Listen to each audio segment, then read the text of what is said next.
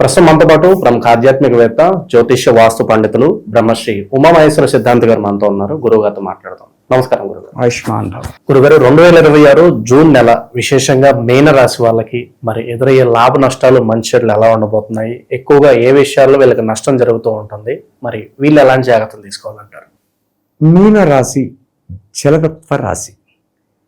జలతత్వ రాశి ఆఖరి రాశి. అంటే ఈ మీనరాశి వారిలో ఒక ఉన్నతమైన స్థితి ఉన్నది వాళ్ళు ఉన్నారు,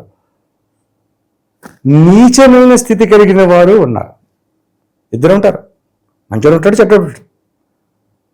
కాబట్టి ఇక్కడ గురుతత్వ విధానములో మీనమునకు చతుర్థ స్థానమైన మిథున రాశిలో గురువు సంచారం చేస్తున్నాడు.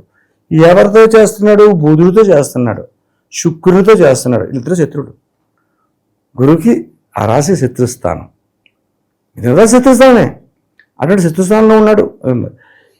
శని జన్మములో ఉన్నాడు, అంటే మీనంలో ఉన్నాడు. శని జన్మంలో ఉన్నాడు. ఏలినాటి శని ప్రభావం ఇంకా 100 ఏళ్లలోని ఎదరికి వెళ్ళటం లేదు, వెనక్కి రావటం లేదు. అలాగని చెప్పేసి సంపూర్ణతత్వంగా నష్టదాయకమైన పరిస్థితులు పొందటం లేదు. నష్టదాయకమైన పరిస్థితులు పొందట్లేదు, పరిపూర్ణదాయకమైన శుభ ఫలితములు పొందటం లేదు. మిడిల్, ఆ మధ్యస్థంగా ఉండిపోయినట్టుగా ఉంది. అందుకంటే గురుబల విధానము యోగదాయకంగా మారడం, శని జన్మములో కలిగి ఉన్న ఏలినాటి శని ప్రభావం కలిగి ఉన్న కొన్ని ఇబ్బందులు పడుతున్నా పర్వాలేదులే, బండి నడిపేయగలం, ఏం పర్లేదు. వీళ్ళు ఎట్టి పరిస్థితుల్లో గుంభనంగా ఉంటారు కానీ బయట పడరు. ఎట్టి పరిస్థితులు బయటపడరు, మౌనాన్ని ఎక్కువగా వహించేస్తారు. కానీ ఏం మాట్లాడితే ఏమనుకుంటుందో ఇంతులని చెప్పి మౌన విధానంగా ఉండిపోయే పరిస్థితి ఉంటుంది. కానీ వీళ్ళలోని ఆత్మవిశ్వాసాన్ని ఎక్కువగా ఉంటుంది. ఈ యొక్క మాసంలో, ఈ జ్యేష్ఠ మాసంలో ఆత్మవిశ్వాసం ఎక్కువ ఉంటుంది. జేబులో 100 రూపాయలు లేకపోయినా 10,000కి ఆఫ్టర్ ఆల్ అనే భావం ఉంటుంది. అలాగే వస్తుంది. అటువంటి విధంగానే వీళ్ళు సంపాదన భగవంతుడు ఇస్తాడు, సంపాదన చేస్తారని కాదు. ఈ మీనరాశికి అంతర్శుభదాయకమైన ఫలితములు, అశుభదాయకమైన ఫలితములు ఉన్నాయి. సో ప్రస్తుత కాలంలో ఈ జ్యేష్ఠ మాసంలో, అధిక జ్యేష్ఠ మాసంలో మీనరాశిలో ఉన్న ఉద్యోగ రంగంలో ఉన్నవారు ఏ రకంగా ఉన్నారు? ఇక్కడ రేవతి నక్షత్రములో ఉన్న ఉద్యోగస్తులు ఉద్యోగాన్ని జాగ్రత్తగా చూసుకోండి. ఈ మాసంలోని చాలా జాగ్రత్తతో వ్యవహరించాలి, ఆచితూచి మాట్లాడాలి. ఉద్యోగాన్ని వదులుకునే పరిస్థితి ఈ రేవతి నక్షత్రం వారికి వస్తుంటే, మీనరాశిలో ఉన్నతమైన వాళ్ళు ఉన్నారు అన్నాం. ఉన్నతమైన వాళ్ళంటే విజ్ఞానవంతులు, పండితులు, జ్యోతిష్యులు, అలాగే వ్యాపారవేత్తలు, ఒక డాక్టర్సు, ఇటువంటి ఉన్నతమైన వాళ్ళు ఉన్నారు. వీళ్ళు చెక్కు చెదరు, గాలి వచ్చినా తట్టుకుంటారు, ఎండొచ్చినా తట్టుకుంటారు, వాన వచ్చినా తట్టుకుంటారు, పైకి కనపడరు. కానీ చేతనైనంత మట్టికి ఉపకారాన్ని చేస్తారు, అపకారాన్ని జోలికి వెళ్ళని ప్రశ్న. ఇందులో కొంతమంది చెడ్డవారు ఉన్నారు, అది కూడా చెప్పాలి కదా. మరి ఎటు పరిస్థితులని వ్యసనపరులు ఉన్నారు, బద్ధకస్తులు ఉన్నారు, ఏ పని చేయలేదు. అంటే పూర్వభద్ర 4వ పాదం వాళ్ళు, రేవతి నక్షత్రం సంబంధించిన వాళ్ళు, ఇటువంటి వాళ్ళు ఉంటారు. ఉన్న ఉద్యోగాన్ని చెడగొట్టుకుంటారు, చేజేతులరా ఉన్న ఉద్యోగాన్ని చెడగొట్టుకుంటారు. మాట్లాడే మాటలోనే పరిస్థితి ప్రభావాలు మారిపోతాయి. అటువంటి విధంగా వీళ్ళు చెడగొట్టుతారు. రేవతి నక్షత్రం వారు దేవగణం వాళ్ళు, వాళ్ళ ఏనుగొట్టకుండా ఏనుగు. రేవతి నక్షత్రం ఏనుగు అంటారు. ఏనుగంటే ఏం చేసే పని ఏంటి? శుభ్రంగా జలాశయంలోకి వెళ్తుందండి ఏనుగు. జలాశయంలోకి వెళ్ళి ఏం చేస్తుంది? తొండంతో శుభ్రంగా నీళ్ళు వేసుకుని ఒళ్ళంతా తడిపేసుకుని శుభ్రంగా స్నానం చేసేద్ది. బాగానే ఉంది. మళ్ళీ గట్టిగా వస్తుంది. ఏం చేస్తుంది? కిందనున్న మట్టి అంతా తీసుకుని మళ్ళీ మీద పోసుకుంటుంది. ఇది మూర్ఖత్వనాలా, మంచనాలా, శుభవనాలా, అశుభవనాలా? నువ్వు స్నానం చేయడం ఎందుకు, తర్వాత మట్టిని ఎదురుసుకునేందుకు, ఇటువంటి విధంగా నష్టదాయకమైన స్థితిలోకి వెళ్ళిపోతారు. మట్టి పోసుకుంటే సరిపోద్దా? అది మామూలుగా ఉంటుందా? మట్టిలో ఎన్ని సూక్ష్మ ఉంటాయి, సూక్ష్మక్రిములు ఉంటాయి, అవన్నీ మళ్ళీ పట్టుకుంటాయి కదా, నష్టమే కదా. అటువంటి నష్టదాయకమైన స్థితిలోకి తీసుకెళ్లే మనస్తత్వ విధానం కలిగి ఉన్నవారు వీళ్ళు. అయితే మీనరాశి వారిలో ఇలా చెడ్డే కాదు, మంచి కూడా చెప్పాలి. ఎవరికి కూడా ఆశించరు, ఎవరిని ఆశించరు. ఎవరో పెడతానంటే తినరు. ఎవరో పెడితే నాకు ఎందుకు? ఒక రకంగా చెప్పాలంటే ఒక సింహం ఉంది, వేరే జంతువు తీసుకొచ్చి ఆహారం పెడతాం తింటే చావమంటది, తిందో, ఎక్కువసేపు నిద్రపోద్ది. 24 గంటల్లో 18-20 గంటలు నిద్రపోద్ది. ఆ తర్వాత లేచిన దగ్గరికి ఆకలేస్తుంది. ఆడు ఏడు టిఫిన్ పట్టుకొస్తాను, కాయ పెడతానంటే ఆకలి బాగుంటుంది, తిందో.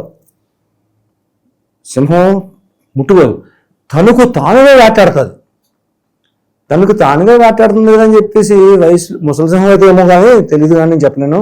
వయసులో ఉన్న సింహం అయితే అంత ఆకలిగా ఉన్నా, అంత నిద్ర బద్ధకంతో లేచినా అది వేటాడేది ఏనుగు కుంభస్థలాన్ని మాత్రమే. గజరాజుని ఆటాడుతుంది మృగరాజు. మృగరాజు గజరాజు అంటేనే పుంజదు. అది తిన్న తర్వాత అది ఏం చేస్తుంది? వేటాడి దానికి కావలసిన మెదడుని తింటుంది. కడుపు నిండిపోయింది, ఉన్నది రోజులేదు, ఏ నక్కలు కుక్కలు వస్తాయి, అవి తింటాయి. ఈ మీనరాశి వారి మనస్తత్వం అది. ఎంత గొప్పగా చెప్పుకున్నది. పుల్లు లేవు కదా అని చెప్పేసి ఆడు నువ్వు ఈడు ఎవడో పెట్టేస్తానంటే తినరేళ్ళు. మనం సంపాదిద్దామండి, కంగారండి అని మనస్తత్వ విధానం కలిగి ఉన్నవారు మీనరాశి వారు. ఉత్తరాభద్ర వారికి పూర్వభద్ర 4వ పాదం వరకు రాదా? అలా రాదు. ఉద్యోగ రంగంలో ఉన్నవారు, రేవతి నక్షత్రంలో ఉన్నవారు ప్రత్యేకంగా చెప్తున్నాను. ఈ రేవతి నక్షత్రంలో ఉన్నవారు ఉద్యోగాన్ని చూసుకోవాలి, జాగ్రత్తగా పడాలి, అలా కాపాడకుండా ఉండాలి. ఇక ఇందులోని ఉత్తరాభద్ర పూర్వభద్ర 4వ పాదం, ఉత్తరాభద్ర 4 పాదాలు ఉన్నవాళ్ళు, రేవతి నక్షత్రం 4 పాదాలు ఉన్నవాళ్ళు కలిపి చెప్పుకుంటే, గోచార ఫలితంగా చెప్పుకుంటే వచ్చే విధానం ఏ రకంగా ఉందంటే, వ్యాపారం చేసేవాళ్ళు వ్యవహారంగా బాగానే ఉన్నారు. వస్త్ర వ్యాపారం చేస్తున్నారు, రత్న వ్యాపారం చేస్తున్నారు. రత్న వ్యాపారస్తులు బాగున్నారు, వస్త్ర వ్యాపారస్తులు బాగున్నారు. ముఖ్యంగా చెప్పుకోవాలంటే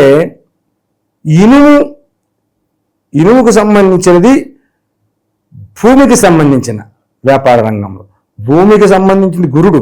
ఇక్కడ గురుడికి మిత్రుడైన కుజుడు ఎక్కడ ఉన్నాడని చెప్పాం? మేషరాశిలో ఉన్నాడని చెప్పుకున్నాం మనం. ఆ మేషరాశిలో గురుడు ఉన్నాడు, మీనరాశిలో ఈయన ఉన్నాడు, గురుడు ఉన్నాడు. కాబట్టి కుజ గురులు ఇద్దరు మిత్రతత్వం ఉంటారు. కాబట్టి మిత్రత్వానికి యోగదాయకమైన స్థితి కలిగించాలి అంటే రియల్ ఎస్టేట్ వ్యాపార రంగంలో భూమికి సంబంధించింది కానీ, ఇళ్లకు సంబంధించింది కానీ, కన్స్ట్రక్షన్ సంబంధించింది కానీ ఉన్నవాళ్ళు ఎవరైనా కూడా లాభదాయకమైన పరిస్థితులు ఈ యొక్క మాసంలో, జూన్ నెలలో లాభదాయకమైన పరిస్థితులు పొందుతూ ఉన్నారు. ఇక చిన్న చిన్న వ్యాపారములు చేసిన, చిన్న అంటే ఏంటి వ్యాపారాలు ఏంటయ్యా? ఫుడ్ ఐటమ్స్, చిన్న హోటల్ పెట్టండి. మేము పెద్ద హోటల్ గురించి మాట్లాడుతుంది. 5 స్టార్ హోటల్ గురించి నష్టం వచ్చిందంటే వాళ్ళు వచ్చి పెద్ద కలిసేస్తారు. అది నష్టాలు రావు, లాభాలు పెడతారు. చిన్న వ్యాపారాలు ఉంటాయి, చిన్న పెద్ద హోటల్ కాకుండా చిన్న వ్యాపారాలు చేసుకునే వాళ్ళు ఉంటారు. ఈ యొక్క వ్యాపారాలు చేసుకునే వారు నష్టపోతున్నారు. ఎందుకు నష్టపోతున్నారయ్యా? ఈ వ్యాపారానికి సంబంధించినది ఏ రాశి? మిథున రంగ రాశులు. గురుడు ఎక్కడున్నాడు? మిథునంలో ఉన్నాడు, అక్కడ శత్రువులతో ఉన్నాడు. ఈ వ్యాపారస్తులు చేసే వ్యాపారంలో లాభదాయకాన్ని కోల్పోతున్నారు. కోల్పోయి నష్టదాయకమైన స్థితిని పొందుతారు. అంటే నష్టం అంటే ప్రాణాలు పోయేంత నష్టం అని కాదు, కానీ నష్టం అంటే నష్టమే కదా.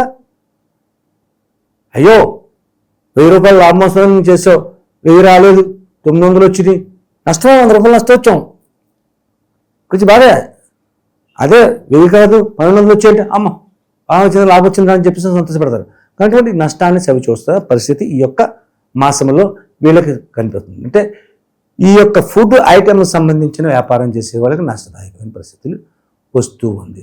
ఇక ఆరోగ్యపరమైన పరిస్థితులు, ఈ మీనరాశి వారికి హృదయ ప్రధానమైన అనారోగ్యం రావడానికి ఎక్కువ అవకాశం ఈ యొక్క మాసంలో ఉంది. హార్ట్ అటాక్, ఊహించిన విధంగా శ్వాస సంబంధితమైన వ్యాధులు ఇటువంటి రావడానికి అవకాశం ఉంది. ఇటువంటి పరిస్థితుల్లో ఈ యొక్క రాశి వారికి గ్రహ సంబంధితమైన ఇక్కడ ముఖ్యముగా తెలుసుకోవాలని మీనరాశి వారు ముఖ్యంగా తెలుసుకోవాలని జన్మ జాతకాన్ని బట్టే వెళ్ళాలి, గోచారాన్ని బట్టి ఎదరికి వెళ్ళకూడదు. మీనరాశి యొక్క పరిస్థితి ప్రభావం అలాగే ఉంది. ఆదాయ వ్యవహారాలు సంతృప్తిగా కాకపోయినా అసంతృప్తిగా లేదు, సంతృప్తిగా లేదు, అలాగే అసంతృప్తి కూడా లేదు, మధ్యంగా ఉన్నాయి, పక్కనడిచాం. ఈ యొక్క ఆరోగ్యపరమైన పరిస్థితుల దగ్గరికి వచ్చేసరికి జన్మజాతకాన్ని పెట్టుకుని మీనరాశి వారు వెళ్ళాలి, గోచారాన్ని పెట్టుకుని వెళ్తే సరిపోదు. గోచార విధానం కొంత మాత్రమే పనిచేస్తుంది. అయితే గోచార విధానంగా ఈ మీనరాశి వారు తీసుకోవాల్సిన జాగరూకతలు ఏమిటి అంటే, నిత్య విధానములో యోగదాయకమైన స్థితి ఏలినాటి శని ప్రభావం ఉన్నప్పుడు దక్షిణామూర్తి సంపూర్ణంగా చేసేయాలంటే శ్రీకాళహస్తి వెళ్ళాలి.